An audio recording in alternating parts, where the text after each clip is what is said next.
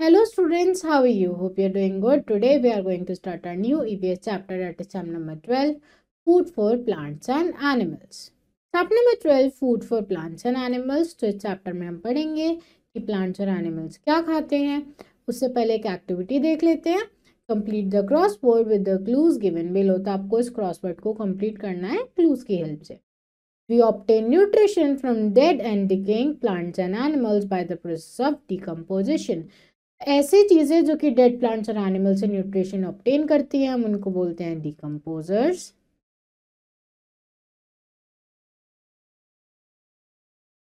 Then I am the world's largest flower. You may not like me as I smell of rotting flash.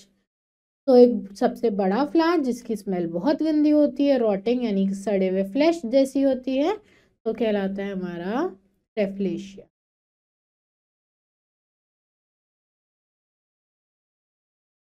Next is I am an insectivorous plant. तो insectivorous plant कौन सा होता है हमारा? It is sundew.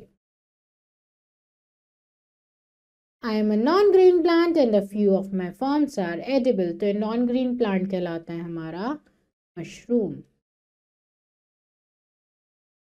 Then I am neither a plant nor an animal. I infect other organism. तो answer है हमारा virus. Fine. All living beings, either humans or animals, directly or indirectly depend upon plants for food. तो सारी living things, चाहे plants हो चाहे animals हो, dependent रहती हैं प्लांट्स पर अपने खाने के लिए, चाहे वो डायरेक्टली डिपेंडेंट हो या indirectly. Similarly plants also depend on us for their survival. ऐसे ही प्लांट्स भी हम पर डिपेंडेंट है अपने सर्वाइवल के लिए. We provide them with carbon dioxide, water and manure which are needed for the growth of plants. तो हम उन्हें कार्बन डाइऑक्साइड, वाटर और मैन्योर देते हैं जिनसे उनकी ग्रोथ होती है. Our environment has both living and non-living things. तो हमारे environment में living things भी और non-living things भी है. Both living and non-living things are connected together. और ये living और non-living things आपस में connected हैं. Air, water, nutrients and minerals in the soil make up the non-living environment. तो air, water, nutrients और mineral क्या है? Non-living है, तो ये हमारा non-living environment बनाते हैं. Energy is essential for survival of living things and sun is the only source of energy. तो एनर्जी बहुत इंपॉर्टेंट है सर्वाइवल के लिए प्लांट्स के. हमारे सर्वाइवल के लिए भी हमें एनर्जी चाहिए और हमारी अर्थ पर सिर्फ सन ही मेन सोर्स ऑफ एनर्जी है. Now food for plants. Green plants prepare food on their own by a process called photosynthesis. तो ग्रीन प्लांट्स अपना खुद का खाना बनाते हैं. जिस प्रोसेस से वो अपना खाना बनाते हैं उसको बोलते हैं हम photosynthesis. Photo means light and synthesis means putting together. तो फोटो का मतलब है लाइट और सिंथेसिस का मतलब है साथ में उसको रखना, पुट टुगेदर करना. Roots of green plants absorb water and minerals from the soil. तो ग्रीन प्लांट की जो रूट्स है वो वाटर एंड मिनरल्स एब्जॉर्ब करती है सॉइल से. The stem carries it upward to the leaves which prepare food with the help of sunlight, carbon dioxide, chlorophyll, water and minerals from the soil. तो ये stem water और minerals को ऊपर लेके जाती है, प्लांट की लीफ तक पहुंचाती है. फिर वो प्लांट की लीफ जो उसे सॉइल से वाटर और मिनरल्स मिले हैं उसको यूज करके सनलाइट, एयर और कार्बन डाइऑक्साइड को यूज करके क्लोरोफिल की प्रेजेंस में अपना खाना बनाती है. This food is used by plants to get energy which is useful for their growth. और ये जो खाना बनता है प्लांट इसको एज एनर्जी यूज करते हैं ताकि उनकी ग्रोथ हो. Due to presence of a substance called chlorophyll, most plants have green leaves. क्योंकि प्लांट्स में ग्रीन कलर का एक पिगमेंट क्लोरोफिल प्रेजेंट होता है इसलिए ज्यादातर प्लांट्स की लीव्स ग्रीन कलर की होती हैं. Chlorophyll is necessary for preparing food. और क्लोरोफिल खाना बनाने के लिए नेसेसरी है, बहुत जरूरी है. Non green plants like mushrooms and moulds do not have this pigment, that is why they are unable to make their own food. जो प्लांट्स ग्रीन कलर के नहीं हैं, नॉन ग्रीन है, जैसे कि मशरूम्स और मोल्ड्स, वो अपना खाना खुद नहीं बना पाते हैं क्योंकि उनके पास क्लोरोफिल नहीं है. They depend on dead and decaying plants and animals for their food. और वो डिपेंडेंट है सॉइल में पड़े डेड प्लांट्स और एनिमल्स पर अपने खाने के लिए. Next is insectivorous plants. Some plants eat insects and therefore are called insectivorous plants. तो कुछ plants insect खाते हैं इसलिए हम उनको insectivorous plants बोलते हैं. They trap insects using different methods. तो वो अलग अलग methods का यूज करके insects को, मच्छरों को अपने अंदर ट्रैप कर लेते हैं. Some of them are pitcher plant Venus trap, sundew and bladder words. तो आपको यहाँ उनके एग्जाम्पल दिए हुए हैं, उनकी पिक्चर भी दी हुई है, जिसकी पिक्चर प्लांट और Venus flytrap. Next is parasitic plants. They derive nutrients from other plants. तो पैरासाइटिक प्लांट्स दूसरे प्लांट से न्यूट्रिएंट्स डिराइव करते हैं। Some plant survive on other green plant for their food, they are called parasitic plants. तो ऐसे plants दूसरे green plants पर dependent होते हैं फूड के लिए, इसलिए हम इनको पैरासाइटिक प्लांट्स बोलते हैं। Next is food for animals. Animals के लिए क्या खाना होता है? Herbivores animals such as cow, deer and horses get their energy by eating only plants. Herbivores animal जैसे कि काउ, उनको अपनी एनर्जी मिलती है सिर्फ प्लांट्स खाकर। They can digest all kinds of plants, और वो सभी तरह के प्लांट्स को डाइजेस्ट कर सकते हैं। Carnivores animals such as lion, tiger, wolves etc. feed on flesh of other animals.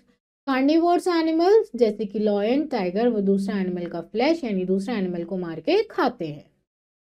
Next is omnivores. Animals such as bear, dog, crow and rats eat both plant as well as animal.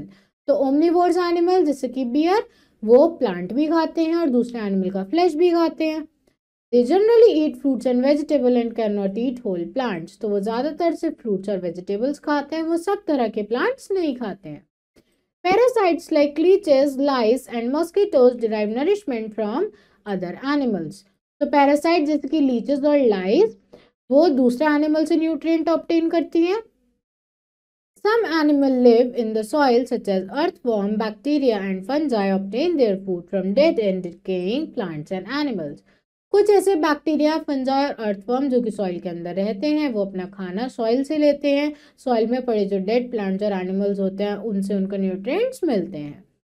They break down dead plants and animals and return the energy to the soil, where it is used by plants for their growth. तो वो break down करते हैं dead plants और animals को, जो energy उनसे निकलती है वो सॉइल में मिक्सअप हो जाती है, बाद में प्लांट उस एनर्जी को फॉर अपनी ग्रोथ के लिए यूज करता है। They are called decomposers. इसलिए ऐसे प्लांट्स को हम डिकम्पोजर्स बोलते हैं, जो कि डेड प्लांट्स और एनिमल्स को डिकम्पोज कर देते हैं। Decomposers are very important for the environment because if they were not present, plants would not get essential nutrients and the dead waste would pile up. Decomposers बहुत important है, क्योंकि अगर decomposers नहीं होते तो dead plants और animals pile up हो जाते और हमारी अर्थ पर चारों तरफ हमें यही दिखते। Next is food chain. Green plants are called producer as the food chain begins with them. तो हम ग्रीन प्लांट्स को प्रोड्यूसर बोलते हैं क्योंकि हमारी फूड चेन ग्रीन प्लांट से ही शुरू होती है। They are capable of producing their own food, और वो अपना खुद का खाना प्रोड्यूस कर सकते हैं। All other organism in the food chain get energy from plants by either eating them और बाय ईटिंग प्लांट ईटर्स। तो जितने भी बाकी ऑर्गेनिजम्स हैं फूड चेन में, उन्हें एनर्जी प्लांट से ही मिलती है, चाहे वो प्लांट खाकर मिले या फिर ऐसे एनिमल्स को खाकर मिले जो कि प्लांट्स खाते हैं। They are consumers, तो उन्हें हम consumers बोलते हैं। This process of eating or being eaten forms a chain called food chain.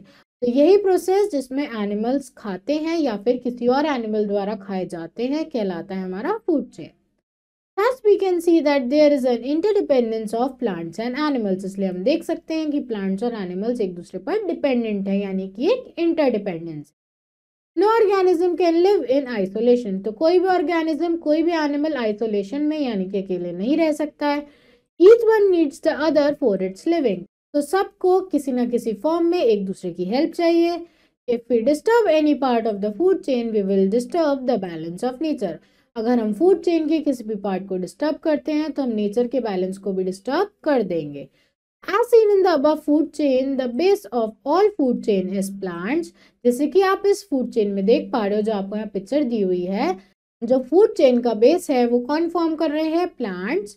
As they are food producers, क्योंकि वो खाने को प्रोड्यूस करते हैं। The arrow show the transfer of energy from one level to another. तो आपको जो arrow दिख रहे हैं, इसमें एनर्जी ट्रांसफर हो रही है एक लेवल से दूसरे लेवल में। The consumer come at second level of all food chain. तो कंज्यूमर हमारी फूड चेन के सेकेंड लेवल पर आते हैं। The last level is of the decomposers, और लास्ट लेवल हमारा डिकम्पोजर्स का होता है। Thousands of plants and animals are endangered when their habitat fails to support their population. तो ऐसे बहुत सारे प्लांट्स और एनिमल्स होते हैं जो एंडेंजर्ड हो जाते हैं, इस दुनिया से ख़त्म हो जाते हैं या इस दुनिया से ख़त्म होने के कगार पर आ जाते हैं, क्योंकि उनको उनका एनवायरनमेंट ठीक से नहीं मिलता है, उनके एनवायरनमेंट का सपोर्ट उन्हें नहीं मिलता है, क्योंकि हम उनके एनवायरनमेंट को डिस्ट्रॉय कर देते हैं। Cutting down trees result in scarcity of plants, which results in starvation of herbivores animal. जब हम फॉरेस्ट को काटते हैं तो प्लांट्स की कमी हो जाती है, तो हर्बीवोर्स एनिमल्स के पास खाने के लिए कुछ नहीं बचता है। What will carnivores eat if herbivores die? अगर herbivores मर जाएंगे तो फिर carnivores animal किसको खाएंगे?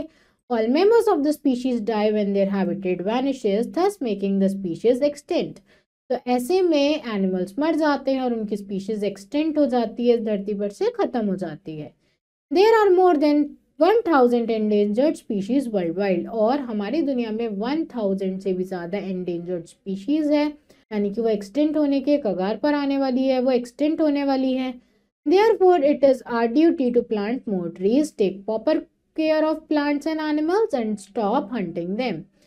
इसलिए हमें ज़्यादा से ज़्यादा ट्रीज और प्लांट्स लगाने चाहिए और एनिमल्स को हंट नहीं करना चाहिए, और हमें प्लांट्स और एनिमल्स की केयर करनी चाहिए। Now exercise, tick the correct option. Our environment has things living, non-living, या both. The answer is both. Roots of green plants absorb water and minerals from the air, water या soil. The answer is soil.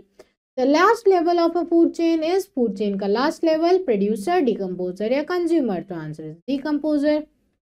Next is fill in the blanks. Green plants are called dash as the food chain begins with them. The answer is producers. Dash are very important for environment, otherwise dead waste would pile up. The answer is decomposers. There is a dash of plants and animals. So answer is interdependence.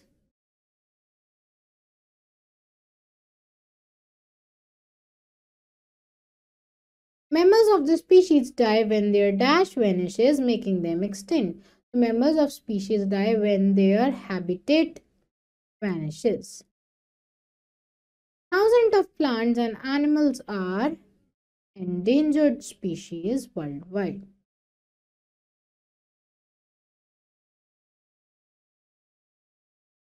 Fine. So class, that's all for today. I hope you understood this chapter. Rest of the exercise you have to fill out yourself, and now we will meet in our next video. Thank you everyone.